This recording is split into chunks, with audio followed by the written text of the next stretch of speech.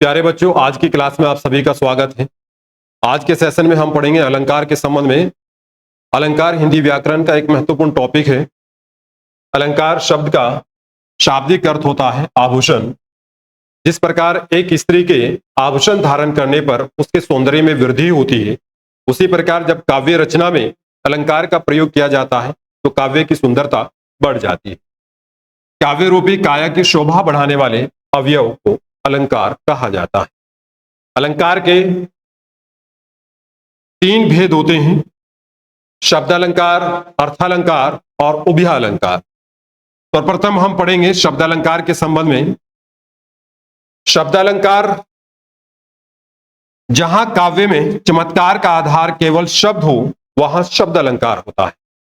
यानी काव्य में शब्दों के कारण से होने वाले चमत्कार को शब्द अलंकार कहा जाता है। शब्दालंकार के अंतर्गत अनुप्रास अलंकार, श्लेष अलंकार, यमक अलंकार, वक्रोक्ति अलंकार प्रमुख अलंकार है। अनुप्रास अलंकार जहां एक ही वर्ण की बार बार आवर्ती होती है, वहां अनुप्रास अलंकार होता है। यानी एक वर्ण की बार बार आवर्ती के कारण काव्य में जो चमत्कार उत्पन्न होता है, उसे अनुप्रास अलंकार कहा जाता है। उदाहरण के रूप में, चारू चंद्र की चंचल किरणें खेल रही हैं जलथल में।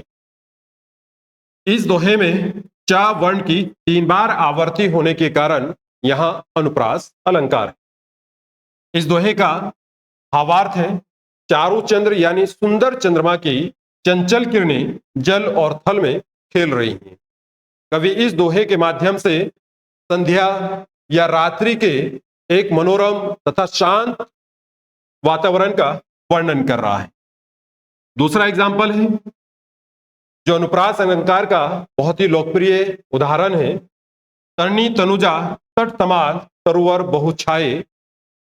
इस वाक्य में ता वर्ण की 5 बार आवर्ती हुई है। ता वर्ण की बार बार आवर्ती होने के कारण यहां पर भी अनुप्रास अलंकार है। इस वाक्य का भावार्थ है, तरनी तनुजा, तरनी यानी सूर्य, तनुजा सूर्य की पुत्री अर्थात नदी। नदी के तट पर विशाल वृक्ष की छाया फैली हुई है। इस वाक्य के माध्यम से कवि नदी के तट के शांत और मनोरम सुंदर दृश्य का वर्णन कर रहा है।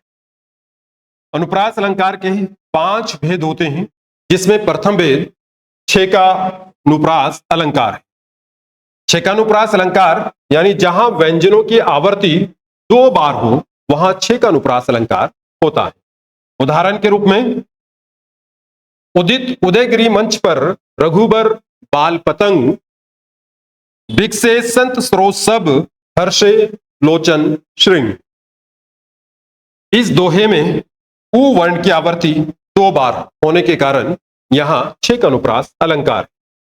इस दोहे का भावार्थ है, उदित उदयगिरी मंच पर यानी उदयगिरी पर्वत के समान विशाल मंच पर रघुबर बाल पतंग भगवान श्री राम के बाल्य रूप का जब अवतरण होगा, या जब भगवान श्री राम का बाल्य रूप उदित होता है, तो उस समय पर विकसे संत सरो सब, सभी संत रूपी कमल खिल उठते हैं, या संतों का चेहरा कमल की तरह खिल उठता है।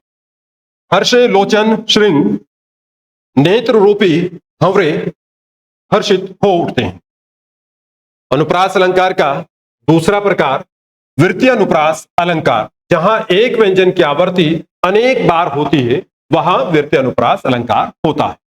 उदाहरण के रूप में, चामरसी, चंदनसी, चंदसी, चांदनी, चमेली, चारू चंद सुघर है।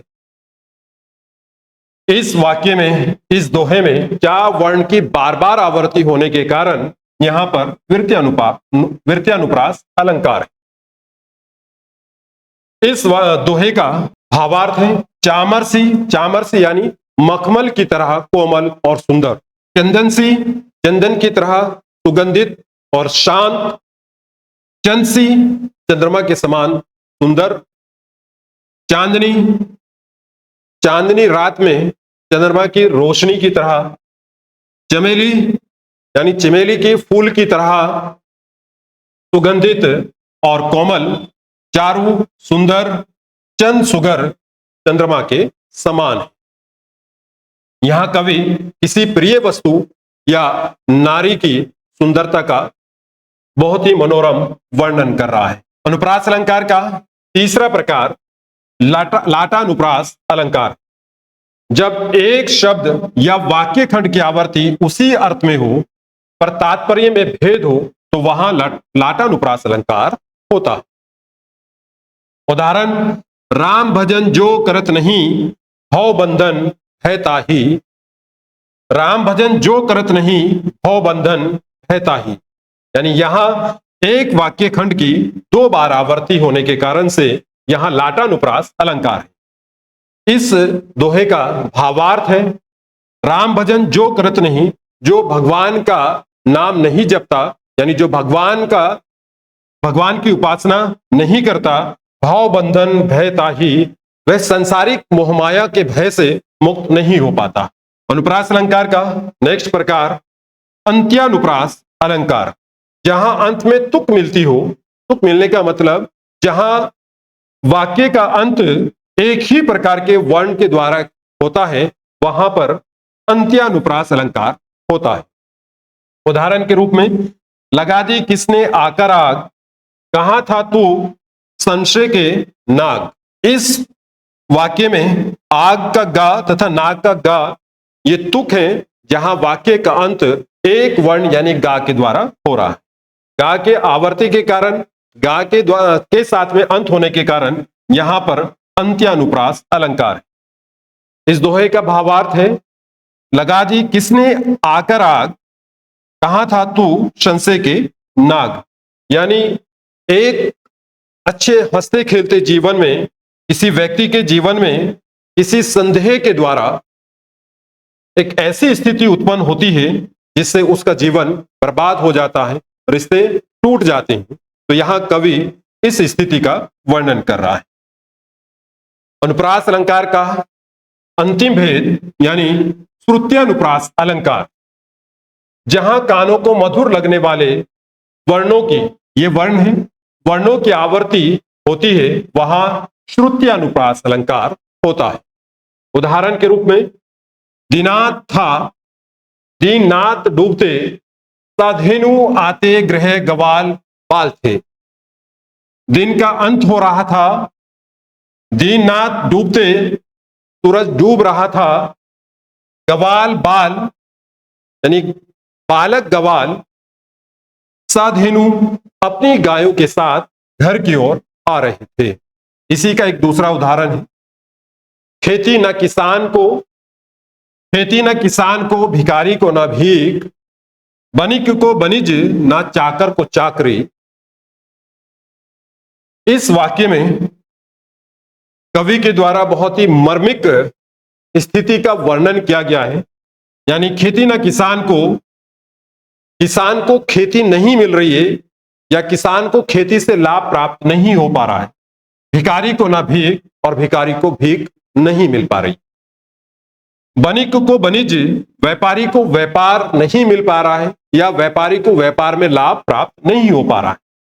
ना चाकर को चाकरी और ना ही नौकर को नौकरी प्राप्त हो रही।